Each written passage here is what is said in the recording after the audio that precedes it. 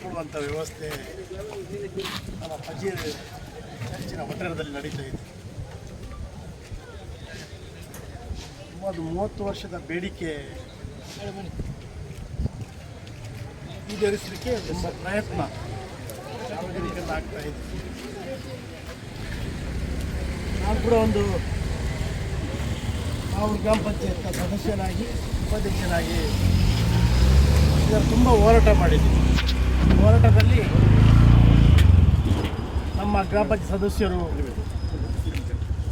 ನಮ್ಮ KSRTC DC ಹತ್ರ ಮನವಿ ಕೂಡ ಮಾಡಿದ್ದೀವಿ. DC ಸಾಹೇಬರು ಒಂದು ಮಾತನ್ನು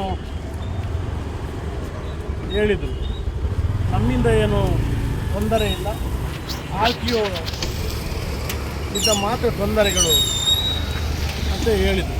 ನಮ್ಮೊಟ್ಟಿಗೆ ಬಸ್ಸಿನ ಮಾಲಕರಾದ ಒಬ್ಬರು ನಮ್ಮೊಟ್ಟಿಗೆ ಇದ್ದು, ಅವರು ಬಸ್ ಅಸೋಸಿಯೇಷನಲ್ಲಿ ಖಜಾಂಚಿಯೂ ಆಗಿದ್ದರು.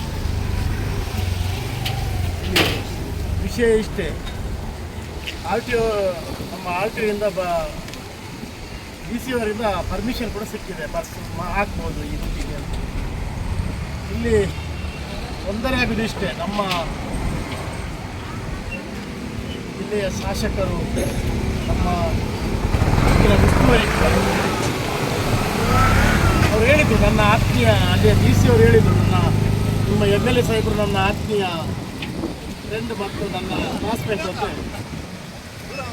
ನೋಡಿ, ಇದನ್ನು ಜಾಸ್ತಿ ಫೋರ್ಸ್ ಮಾಡುವಂಥ ಕೆಲಸ ಇರುವಂಥದ್ದೇ ನಮ್ಮ MLA ಸಾಹೇಬರಿಗೆ.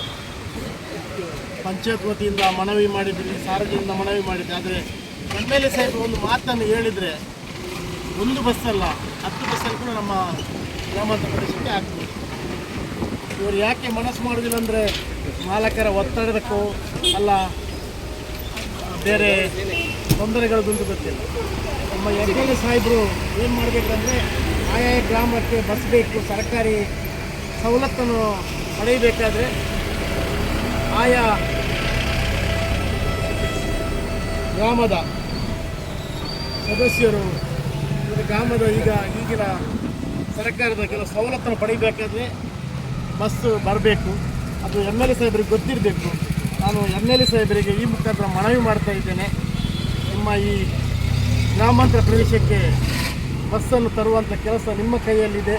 ನೀವು ಇದನ್ನು ಅತ್ಯಗತ್ಯವಾಗಿ ಈಗಿನಿಂದಲೇ ನೀವು ಬಸ್ಸನ್ನು ಓಡಿಸುವಂಥ ವ್ಯವಸ್ಥೆ ನಿಮ್ಮ ಸರ್ಕಾರದಿಂದ ಆಗಬೇಕಂತ ವಿನಂತಿಯನ್ನು ಈ ಮುಖಾಂತರ ಮಾಡ್ತಾ, ನಾನು ಇವತ್ತು ನಮ್ಮ ಇಲ್ಲಿ ಸೈನ್ ಕಲೆಕ್ಟ್ ಮಾಡುವಂಥ ಎಲ್ಲ ನಮ್ಮ ಆತ್ಮೀಯ ಗ್ರಾಮಸ್ಥರಿಗೆ ಎಲ್ಲರಿಗೂ ನಾನು ಅಭಿನಂದನೆ ಸಲ್ಲಿಸ್ತಾ, ನನಗೆ ಈ ಗ್ರಾಮಕ್ಕೆ ಬಸ್ ಬರಬೇಕಂದ್ರೆ ಒತ್ತಾಯಿಸ್ತಾ ನನ್ನ ಮಾತನ್ನು